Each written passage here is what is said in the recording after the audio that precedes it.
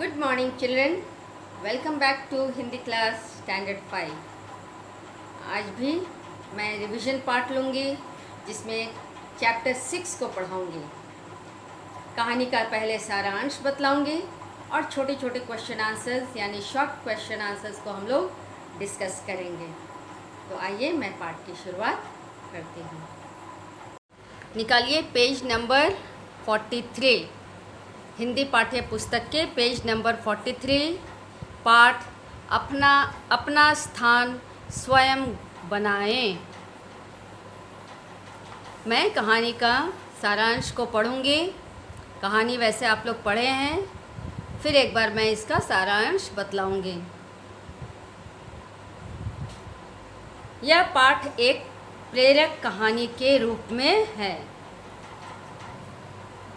इस कहानी द्वारा यह प्रेरणा दी गई है कि परिश्रम, लगनशील और ईमानदार व्यक्ति को उच्च स्थान तथा सम्मान ज़रूर मिलता है। कहानी इस प्रकार है। एक बादशाह को अपने लिए एक अच्छे कार्यकर्ता की आवश्यकता थी। उसके मंत्री ने एक ईमानदार युवक का चुनाव किया।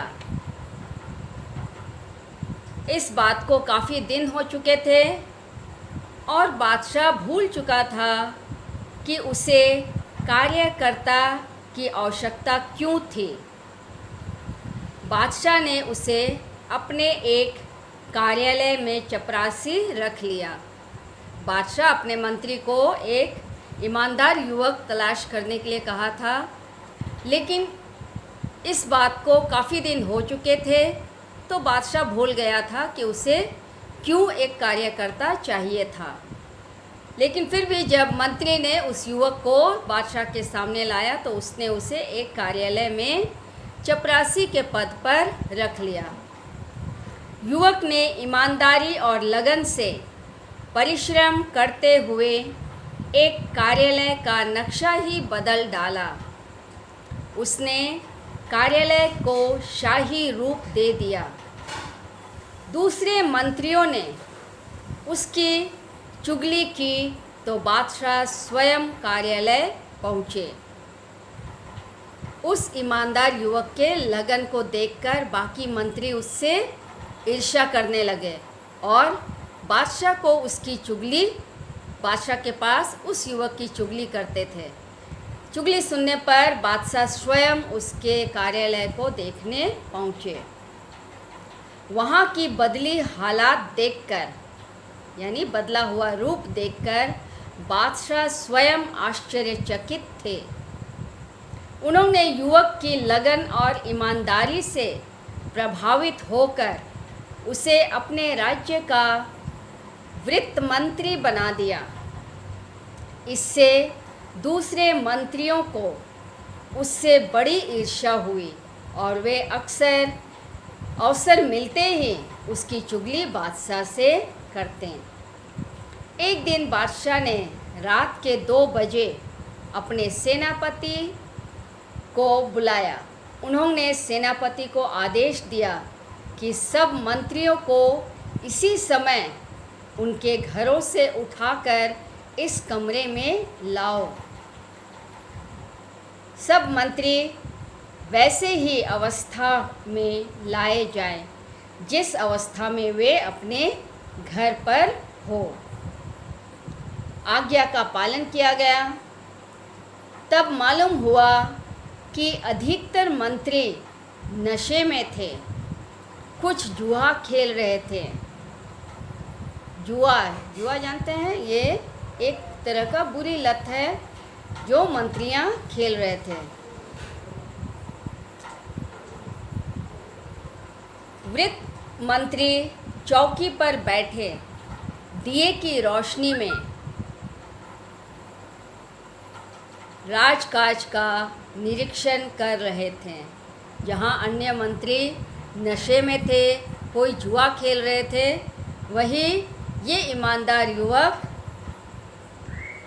वित्त मंत्री की चौकी पर बैठे अब दिए की रोशनी में राजकाज का निरीक्षण कर रहे थे। बादशाह उसकी कर्तव्य निष्ठा से अत्यंत प्रसन्न हुए और उस युवक को अपना प्रधानमंत्री बना लिया।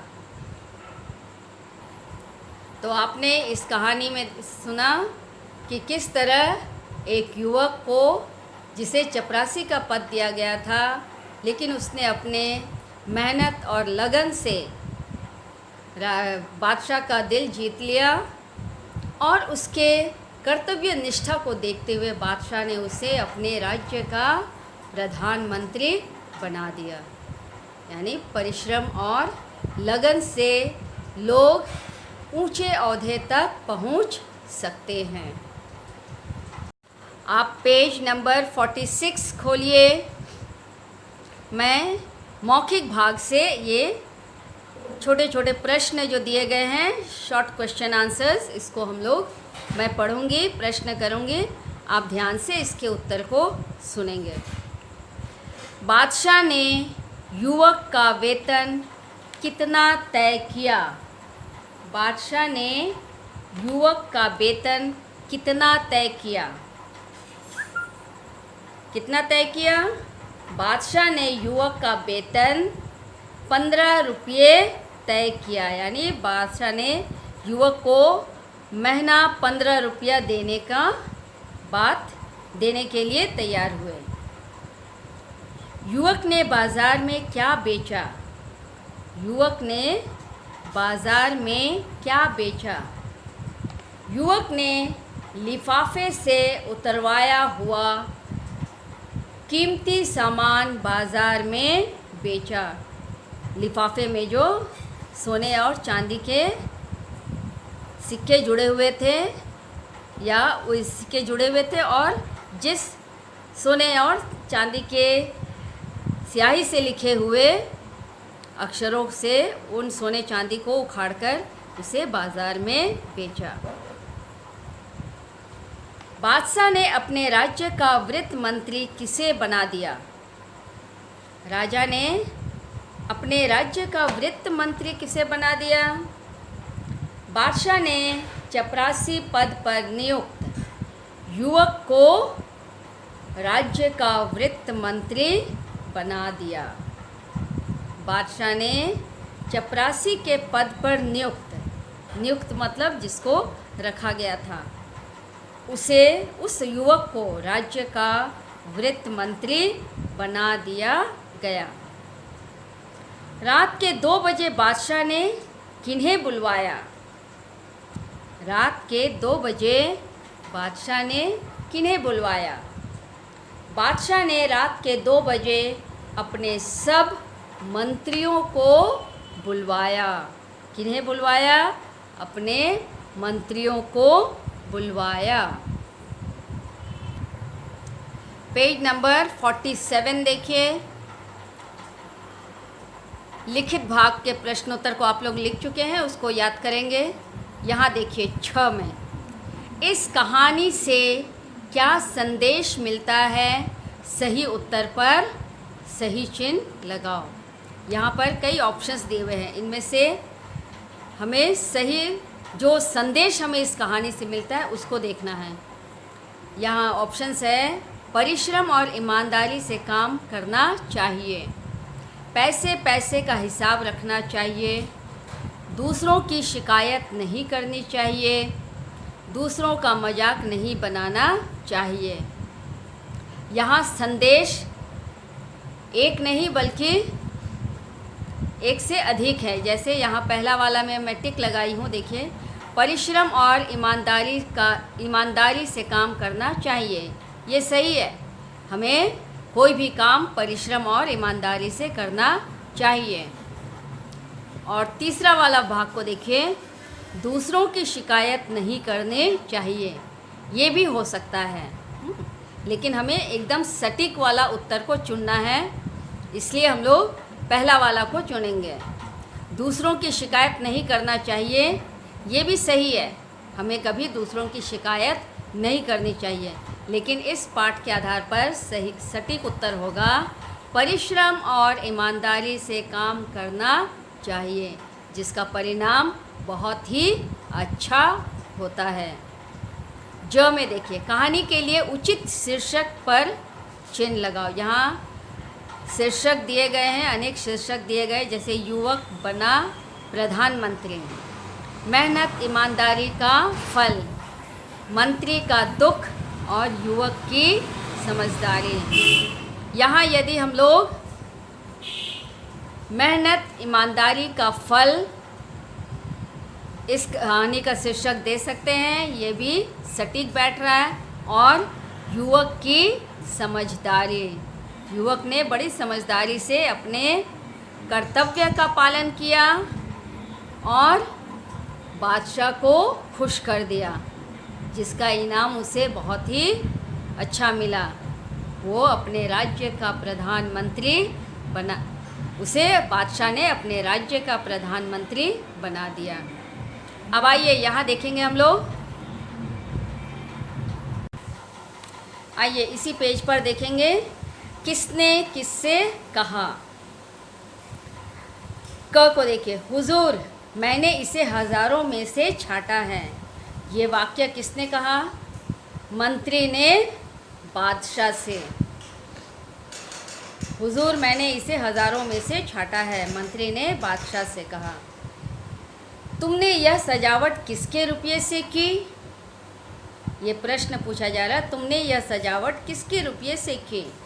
ये वाक्य बादशाह ने युवक से पूछा। हमारे पास तो इस समय कोई काम नहीं है। ये बात किसने कही? बादशाह ने मंत्री से कहा, क्योंकि काफ़ी दिन पहले बादशाह ने ही ये कहा था मंत्री को कि एक ईमानदार युवक उसके कार्यकर्ता के लिए उसे आवश्यकता है, लेकिन काफ़ी समय बीत गए थे इस बात को, इसलिए बादशाह भूल चुके थे कि वो किसी युवक की तलाश में थे, एक ईमानदार युवक की तलाश में थे। इसलिए वो कहते हैं कि मेरे पास तो इस समय कोई काम नहीं है। बादशाह ने मंत्री से कहा, हमारे सब मंत्रियों को उनके घरों से उठाकर इस कमरे में ले आओ। ये वाक्य बादशाह ने सेनापति से कहा। बादशाह ने सेनापति से कहा, दूर के इलाके से इस साल का जो राजकर आया है उसमें पिछले साल से 1 पैसा कम है। ये वाक्य वृत्त मंत्री ने बादशाह से कहा। यहाँ पर आपको ये वाक्य जो बोला गया है, ये वो युवक, तो जब वो नौकरी पर आया था उस समय उसे युवक कहा जा रहा था, लेकिन जब उसे पद दिया गया तो इस समय वो वृत्त मंत्री के पद पर था। इसलिए हमको यहाँ लिखना है कि वृत्त मंत्री ने बादशाह से कहा। आइए पेज नंबर 48 निकालिए। हम लोग यहाँ वर्ण विच्छेद को पहले देखेंगे। वर्ण विच्छेद करो। ध्यान, ध य संयुक्त आकार न, आपको बतला चुकी हूँ। संयुक्त व्यंजनों के बीच में कोई स्वर का उच्चारण नहीं होता है, इसलिए वहाँ पर कोई स्वर नहीं होगा। जैसे देखो, ध हलंत जोड़ य, लेकिन संयुक्त व्यंजनों में दोनों व्यंजनों को पूरा लिखना है, आधा नहीं। लेकिन हलंत देना, हलंत का अर्थ हुआ कि ये ध आधा है और य से जुड़ा हुआ है। और य में हलंत इसलिए दिए क्योंकि य के बाद आकार है। ध हलंत जोड़ य हलंत जोड़ आकार जोड़ न हलंत जोड़ अ। उम्मीद करती हूँ कि आप लोग को वर्ण विच्छेद करना सीखे हैं, आ गया होगा, क्योंकि मैं पिछले कक्षा में मैं पिछले मतलब जस्ट बैक वाला कक्षा नहीं, कई कक्षा के पहले मैं आप लोग को वर्ण विच्छेद विशेष रूप से पढ़ाई हूँ। हर व्यंजन के बाद अ का उच्चारण आता है, इसीलिए आप देखेंगे कि स्वरों में अ का लिखना अधिक है, अ स्वर अधिक लिखा गया है। उन्नति, ऊ स्वयं एक स्वर है, इसलिए उसको हम लोग ऊ ही लिखेंगे। और ऊ स्वर को बोलने के लिए अन्य वर्णों की सहायता नहीं लेनी पड़ती, इसलिए यहाँ पर कोई हलंत नहीं होगा। तो ऊ जोड़ न, देखो न न संयुक्त यानी न हलंत जोड़ न हलंत अ, न जोड़ त हलंत जोड़ ई, छोटी ई, स्वर वाला छोटी ई। यहाँ देखिए उन्नति, त में हर्षिकार है इसलिए छोटी ई। उन्नति, उन्नति। रत्न, यहाँ ज़्यादातर ध्यान भी संयुक्त व्यंजन है, उन्नति में भी संयुक्त व्यंजन है और रत्न में भी। र त न संयुक्त, तो ये र हलंत जोड़ अ, त हलंत जोड़ न हलंत जोड़ अ, रत्न। दफ्तर, फ का उच्चारण देखिए नुक्ता है, द हलंत जोड़ अ, द। फ आधा है इसलिए फ हलंत जोड़ त में अ का उच्चारण है इसलिए अ जोड़ र हलंत जोड़ अ, द फ त र, दफ्तर।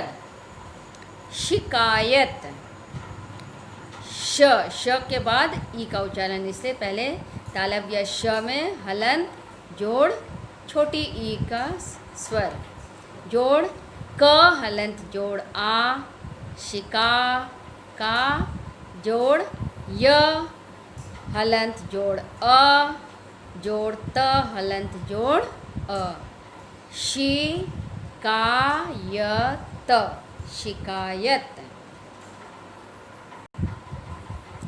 यहाँ नंबर 2 में देखिए वर्ण विच्छेद के नीचे, जब दो समान व्यंजन मतलब एक ही व्यंजन दो बार प्रयोग किया गया, एक ही तरह का व्यंजन, यदि क है तो दो, आधा क और एक पूरा क, ग है तो एक आधा ग और एक पूरा ग, न है तो एक आधा न और एक पूरा न, यानी एक ही समान के व्यंजन दो बार आए। जब दो समान व्यंजन एक साथ आए और उनमें पहला व्यंजन स्वर रहित मतलब आधा होगा और दूसरा स्वर सहित हो तो उन्हें द्वित्व व्यंजन कहते हैं। द्वित्व व्यंजन कहते हैं। जैसे पत्ता, देखिए एक प तो हम लोग पूरा उच्चारण करें, लेकिन पहला व्यंजन जो है वो स्वर रहित होता है, स्वर रहित यानी आधा त, पत्ता।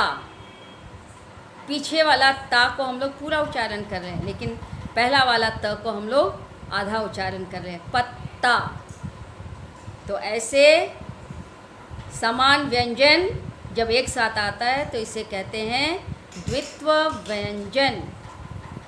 ना यहाँ पाठ में इसी तरह द्वित्व व्यंजन वाले अक्षरों को चुनकर मैं लिखी हूँ। यहाँ लिखने के लिए, छाट कर लिखने के लिए कहा गया, मैं यहाँ लिखी हूँ, ध्यान से देखिए। लज्जित, लज्जित में दो समान व्यंजन है, एक है आधा ज यानी स्वर रहित और एक है पूरा ज यानी स्वर सहित। उसके बाद देखिए पिचकारी, पचीकारी, ये पचीकारी, ची, पचीकारी डबल च है, देखिए। उसके बाद गुस्से, स संयुक्त, गुस्से। उन्नति, वृत्त मंत्री, रद्दी। मैं अपने से और दो अक्षर लिखी हूँ, बच्चा, कच्चा।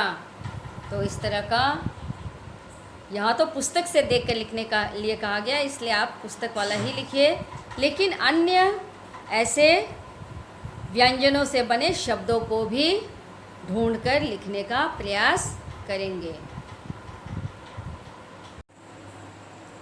आज की कक्षा में यही समाप्त करती हूँ। पढ़ाए गए पाठ को ध्यान से पढ़ेंगे और रीडिंग करने का अभ्यास करेंगे। Have a nice day children.